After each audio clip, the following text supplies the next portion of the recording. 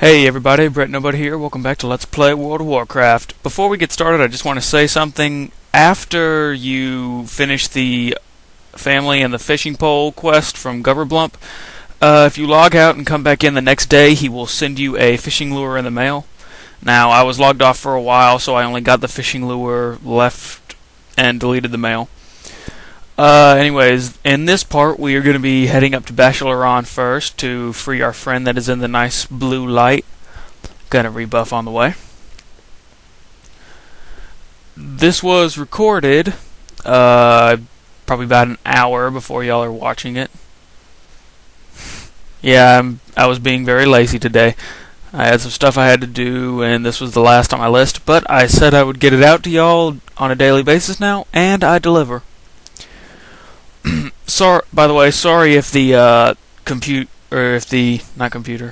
image gets a bit choppy every now and again. That is from double speed and minimal frames in this. My computer was laggy at this point. So anyways, we free the man and we grab these leather leggings. We disenchant them, however, because they don't have stats we want. Those were more feral pants or rogue pants, and we're looking more on along the lines of intellect and spirit and stamina.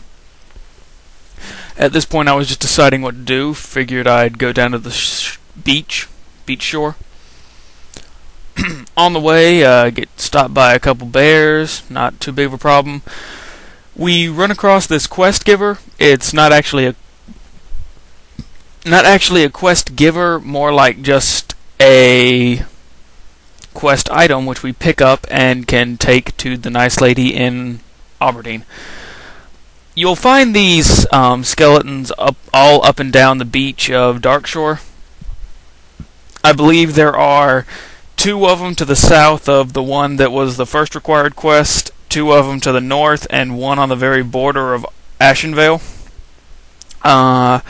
These things give you all pretty much the same quest, the Beached Sea Creature quest, which it requires you to take the bones you find to the lady.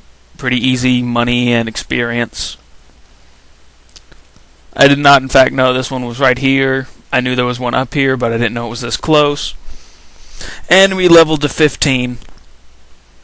Something I want to say, with level 15, we now have the ability to go into dungeons.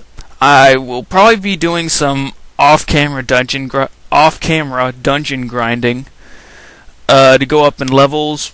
I would love to show you all the dungeons when I do these.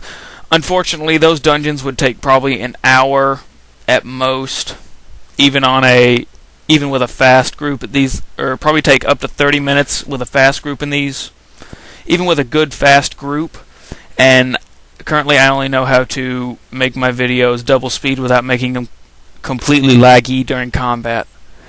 So, if I can figure out a way to make videos less choppy and less laggy, then I will put out dungeon videos. But until then, I will just tell y'all before everything, like what I did in the dungeons, what I got, such upgrades and that. So yes, fighting our way into the ship, something you might need to know. Mobs in this place tend to bug through the floor. Also, you cannot drink or eat while you're underwater. As you can see, I died there, cut that out, came back, trying it again. Now, the sad thing is you can't drink underwater, which is very bad for me because I continually run out of mana during this. Like right here, this fight becomes a lot harder than it needs to be. Like right there. And really, at this part, not only did I run out of mana, I did not know where he went, so I just figured, wait in the corner, he'll come back. And usually they do. They have a chance to pull extra mobs with them, but this one, luckily, he didn't. He was very nice about that. Running into some new enemies around here, we have Coast Runners and Seers. Seers, they're a typical spellcaster. They have a Healing Wave and Lightning Shield. The only thing you really got to worry about is Healing Wave. They can cast that on themselves and other people. Another thing are the Coast Runners here. They're typical melee mobs. not really that difficult. Oh, by the way, oh wait, no, we didn't do that. I was running out of air, so I came up for air. Anyway, something about the coast runners. They're not really that big of a threat underwater, but when they're on land, those things move fast. And I mean fast. Those things will tail you for a long ways down the beach. So, not very fast in water, but when they're on land, they can run pretty far. Find one of the lock boxes there we need. As you can see, there's that instance where it pulled another mob. I really did not like mobs after this point. Yeah. Underwater combat, oh dear God, I despise underwater combat so much. I'm wondering what they're going to do with Cataclysm in the new underwater zone of Vajir. Or Vajar, I don't know how you pronounce that city. I read the War of the Ancients trilogy. Pretty good trilogy, by the way. I understand like how some people could hate it, because like some characters of it are just way insanely overpowered, but I thought it was actually a good story overall.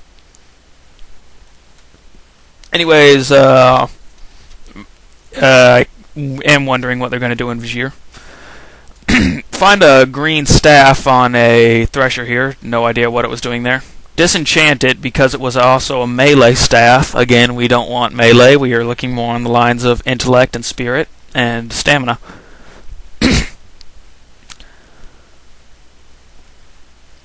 Make our way into the third ship. Quickest way in is just by going into this.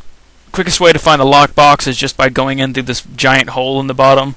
A bunch of stuff happens at this point. Someone comes up behind me. I think he's looking for the box as well.